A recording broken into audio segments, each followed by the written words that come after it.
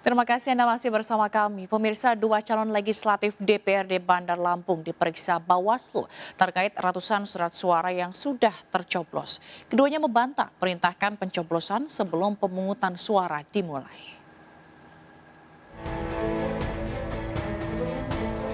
Dua calon legislatif yang berasal dari dua partai berbeda ini mendatangi Bawaslu Bandar Lampung untuk diperiksa sebagai saksi.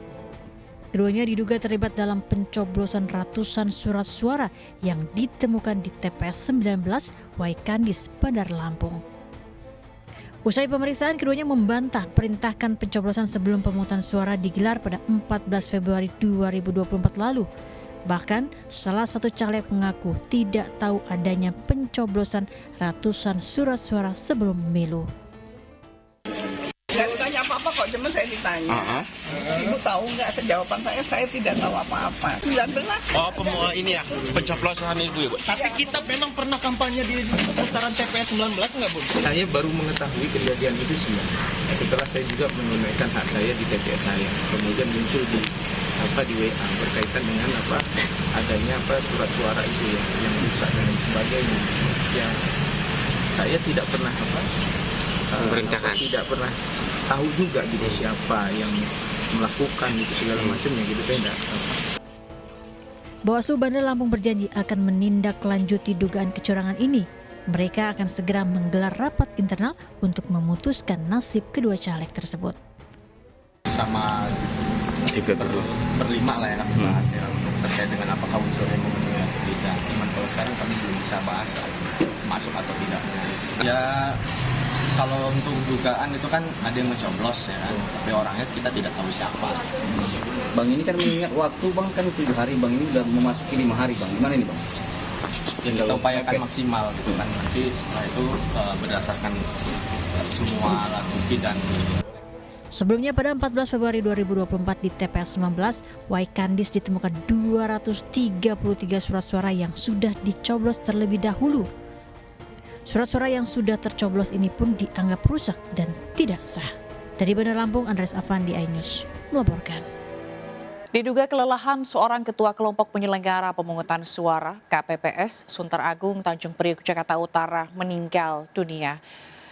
Almarhum meninggal usai dirawat di RSUD Koja Jakarta Utara 3 hari pasca bertugas sebagai ketua KPPS.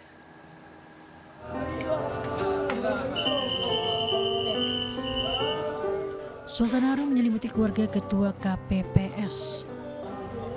Saat jenazah Arman bin Amarza yang merupakan ketua kelompok penyelenggara pemungutan suara KPPS Sunter Agung Tanjung Priok Jakarta Utara ditandu sejumlah warga usai disolatkan. Menurut keluarga, usai bertugas di TPS 121 Sunter Agung, 3 hari pasca penghitungan suara, tubuh Arman mengalami drop dan harus dilarikan ke Rumah Sakit Umum Daerah Koja, Jakarta Utara. Meski sempat dirawat, nyawa Arman tak tertolong. Diduga Arman meninggal dunia akibat kelelahan serta darah tinggi. Kelelahannya ya pas kemarin aja sih masuk rumah sakit. Kemarin? Iya, jam 5. Itu jam 5 udah koma. setelah itu ya, setelah usai itu ya? Iya. Usai bertugas? Iya. Itu sakit apa almarhum? Nggak ada, cuman katanya sih menurut itu darah tinggi sih. sebelum lagi menjalani tugas mah enggak sehat-sehat sehat. Sampai Kira-kira kita tuh kelar jam hampir 4:30 PR ya, jam 4 atau 4:30 gitu ya. Setelah itu besoknya sehat. Justru Bawaslu ini istrinya almarhum, dia yang malah sakit, dia masih sehat sampai hari Minggu pagi. Minggu pagi ngedrop, dibawa ke mana? Ke Rumah Sakit Koja. Rumah Sakit Koja. Itu berarti sempat dirawat berapa lama Bang berarti di rumah sakit? Jam 1 hari yang ya. Jadi jam 4 masuk, jam 3 besoknya jam Tadi dini hari ya? Usai disolatkan di salah satu masjid di kawasan Sunter Agung, jenazah Arman langsung dibawa ke mobil ambulan untuk dibawa ke Yogyakarta untuk dimakamkan di kampung halamannya. Dari Jakarta, Sofan Firdaus, iNews melaporkan. Petugas KPPS yang meninggal terus bertambah. Salah satunya di Sumedang, di mana seorang anggota KPPS Desa Padasuka Sumedang meninggal diduga akibat kelelahan. Tak hanya di Sumedang, seorang petugas KPPS di Kabupaten Bandung Barat juga meninggal dunia karena kelelahan. sayang. Seorang anggota KPPS bernama Budi Rahayu, warga desa Padasuka, Kecamatan Sumedang Utara, Sumedang, Jawa Barat, meninggal dunia pada Minggu siang. Menurut Oting, ayah almarhum, anaknya yang bertugas di TPS 5 sempat muntah pada Jumat pagi dan mengeluhkan pegal-pegal. Akhirnya keluarga pun membawa korban ke RSUD Sumedang. Namun setelah 2 hari dirawat, Budi meninggal dunia. Diduga Budi meninggal dunia karena kelelahan bertugas di TPS. Pada maghrib, nah di situ dia terasanya lesu si badannya. Minta tolong, Pak, tolong. Ini Dede katanya, ini langsung saya bawa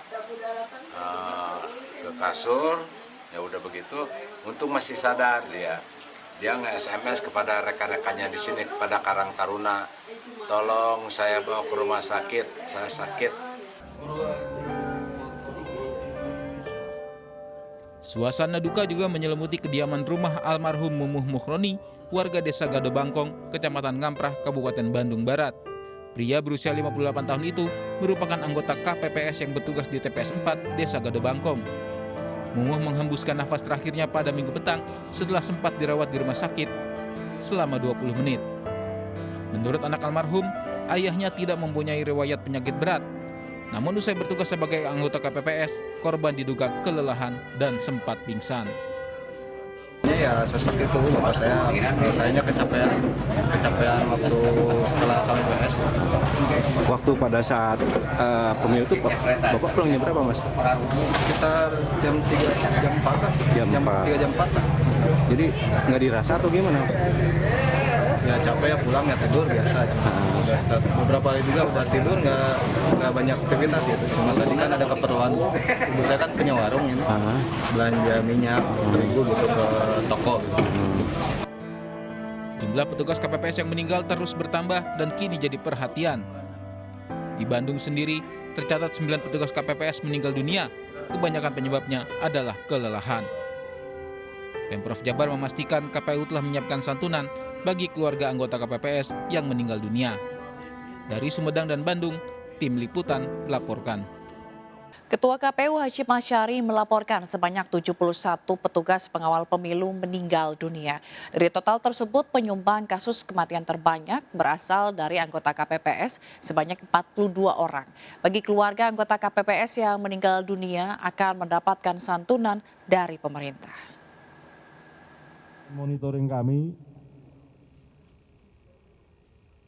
terhadap status atau situasi teman-teman kami, sahabat-sahabat kami, para penyelenggara pemilu badan ad hoc, terutama pada peak season yang bebannya berat pada tanggal 14 Februari sampai dengan tanggal 18 Februari 2023 jam 23.59. Dalam catatan kami yang meninggal ada 71 orang.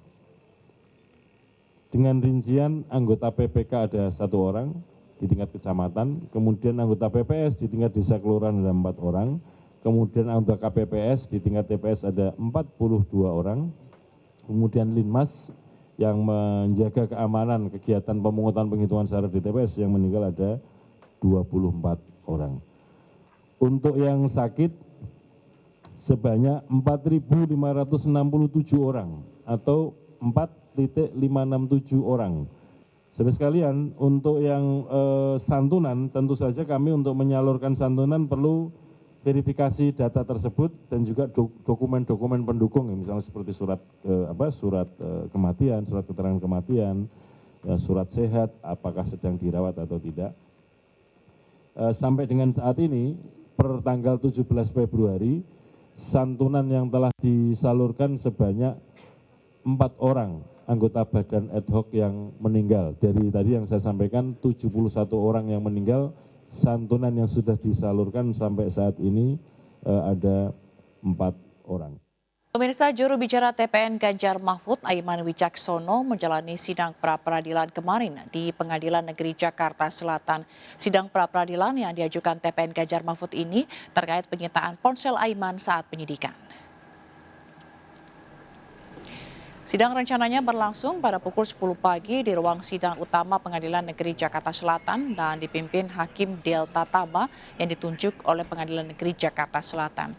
TPN Ganjar Mahfud mengajukan gugatan pra-peradilan ini untuk menguji sah atau tidaknya penyitaan ponsel pribadi miliknya oleh penyidik Polda Metro Jaya.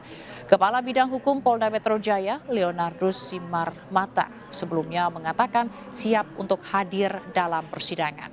Meski masih tahap awal, pihak Aiman sudah menyiapkan bukti-bukti yang ada untuk diajukan dalam sidang perdana ini. Kami, saya Aiman Wicaksono, mengajukan gugatan pra-peradilan terhadap penyitaan yang tujuannya adalah untuk melindungi narasumber saya. Karena pada saat saya menyampaikan konferensi pers pada 11 November 2023, itu saya masih berstatus sebagai wartawan.